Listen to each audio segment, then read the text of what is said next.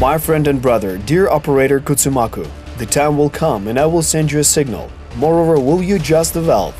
These dull words are a poem about death, written by a Japanese suicide pilot named Dzisei, who was a kamikaze during World War II. Is it not surprising how a person within 4 lines talks about an agonizing death and then recalls that the valve should be fixed? People of Western culture always were terrified and astonished by the notion of a young man consciously preparing for a tragic death while attacking enemy columns and ships with a small Otsu plane.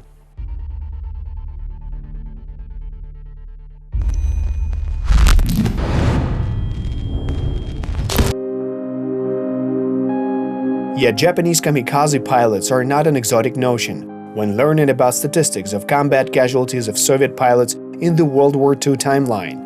Nevertheless, the first battle became the last one for many of them. Several factors had an impact on such numbers.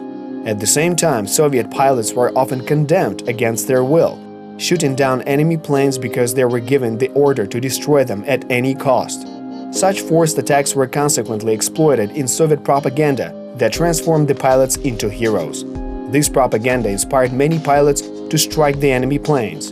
It was exactly in this way that this circle of heroic suicide pilots was closed. Those pilots who arrived on the front line at that time knew only how to fight in elite air divisions under the command of famous Soviet flying aces like Pokryshkin and others. In fact, the young pilots were sent to the front immediately after graduating from flight school and went on only 4 flyouts. That was the reason of these horrific statistics. 9 of 10 Soviet pilots were shot down in their first flight.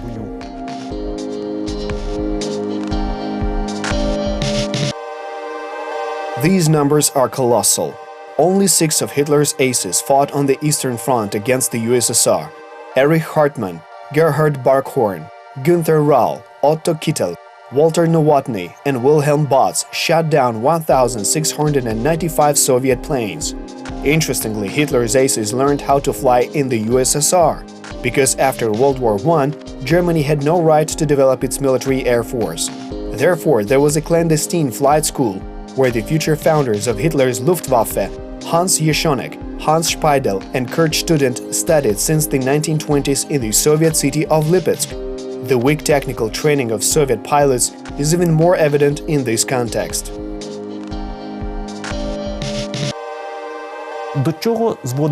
Which principle was the driving force for Soviet propaganda? It was simple. One had to defeat the enemy even at the cost of their own life.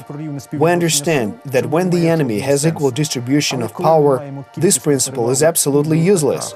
However, when we have an unconditional advantage in terms of the number of fighter jets and Air Force officers when neglecting the value of one's life, then the principle of a trade-off, known as one-to-one, seems to be quite logical.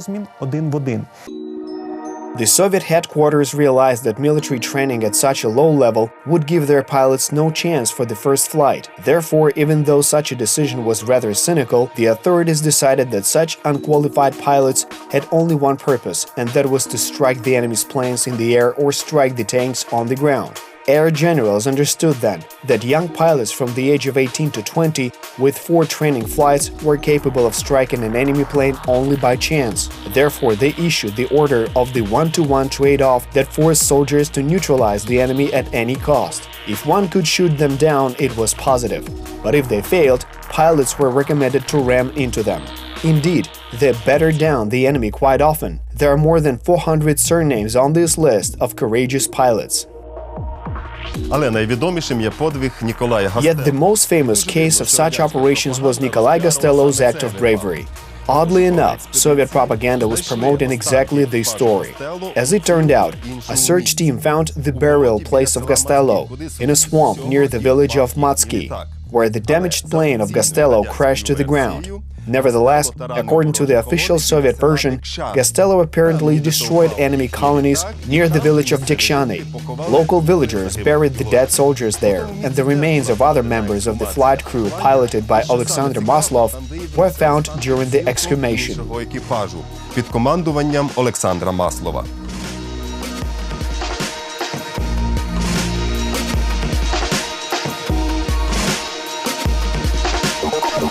This crew officially disappeared without a trace on the day when Costello accomplished his mission.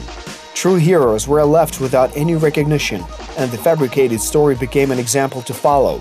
In general, the representatives of Soviet propaganda drummed many more heroic myths about the Air Force than about other military forces. Even those inconspicuous achievements of Soviet pilots in comparison to those of German aces were by and large totally falsified.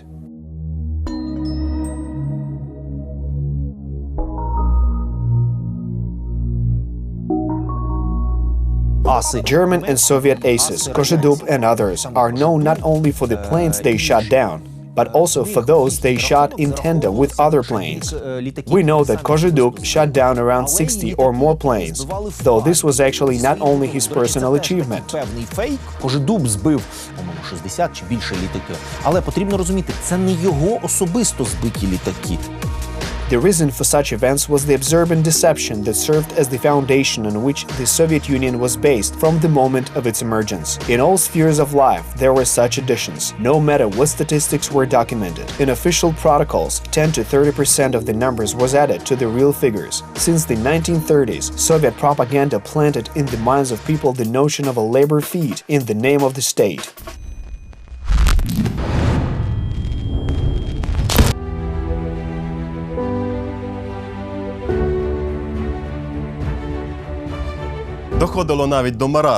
Sometimes it seemed like total insanity when the whole mining crew was working, so that the propaganda machine could spread the news about a miner named Alexei Stakhanov extracting 102 tons of coal instead of 7 tons of the norm. Just think about it, 7 and 102 tons. Based on this feat of labor, the authorities forced other crews to replicate this result.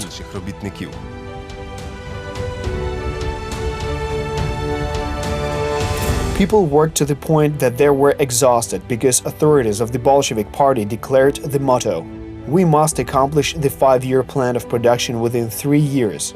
This paradigm worked in every aspect, and people in the Soviet Union became expendable material. The strategy of Kremlin authorities resounded a popular tagline of General Zhukov, "One should not spare soldiers, women will bear new ones." The distinctive feature of Soviet campaign tactics was the achievement of military victory or tactical advantages, regardless of any human losses. We're quite familiar with the indicative statement of General Zhukov, who constantly repeated his classic statement, "Women will always bear new children." First and foremost, this was very offensive because often these self-sacrificing feats of ordinary soldiers covered tactical and strategic errors of the incompetent Red Army authorities. The pin-headed stupidity of higher Soviet officers boldly manifested itself during the defense of Crimea. The operation ended with a cowardly escape of higher command that left rank-and-file soldiers at the mercy of the fate. Factually, the entire 51st Army was decimated at the spur of the moment. Only in Sevastopol, almost 90,000 soldiers were imprisoned. The defense of the city started as a caricature. The striking force of the enemy in this field front line was Romanian troops, since Crimea and Sevastopol were zones of strategic interest for the Romanian side.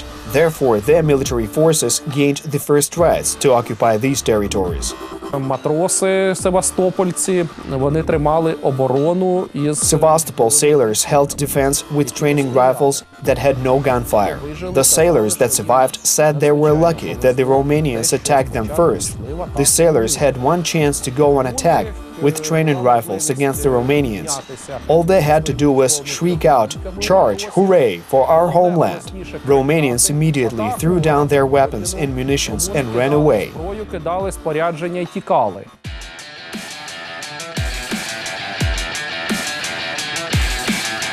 The weapons of the enemy allowed the Ukrainians to repel the attack of the German army.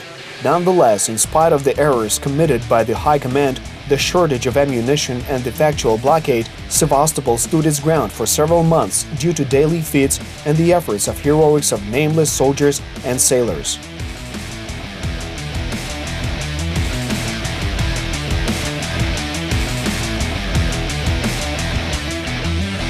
The true bitterness of the situation underscored that such heroism was not justified. People were often sent for slaughter for one simple reason: the authorities needed to dedicate the liberation of cities to some Soviet holidays. The Soviet High Command wanted to dedicate the day of liberation of Stalingrad to the birthday of Joseph Stalin on December 18, 1942.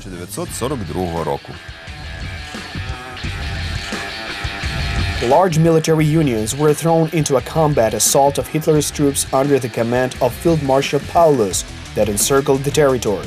The casualties were massive, and since then Stalin's order point of no return came into effect. The Red Army forces did not retreat without a special command from Moscow. The fact is that the so-called obstruction of military squads was highly effective from the rear. The troops of the Ministry of Internal Affairs shot from machine guns at all those who were trying to escape. When we hear the voice of the Soviet announcer Yuri Levitan about the anniversary of the Soviet Union's liberation of the cities of Kharkiv, Kiev, Voronezh or any other city, behind the scenes there was an incredible amount of human victims.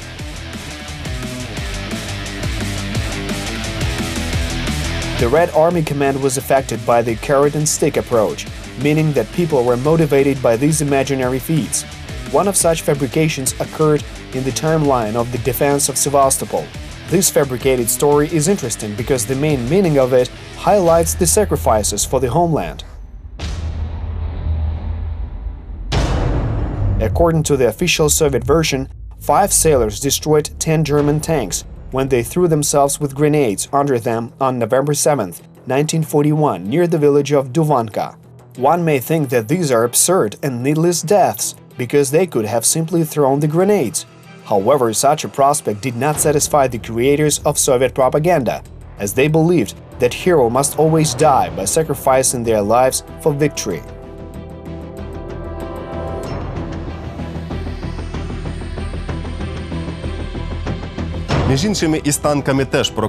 By the way, as for the tanks, there was also a misfire of information. According to military reports, Hitler's army led away their troops long before November 7th, since they were vulnerable before Soviet ship artillery. As a result, this myth was dispelled when Nicolai Filchenko, a commander officer of the Heroic Five, was killed a month after the events. One of the sailors, Vasil Tsibulko, died only in the summer of 1944, and such a sailor named Danil Odintsov never existed in the first place. In any case, this is a topic for our next program. Always remember that every event has its pros and cons, its pro et contra.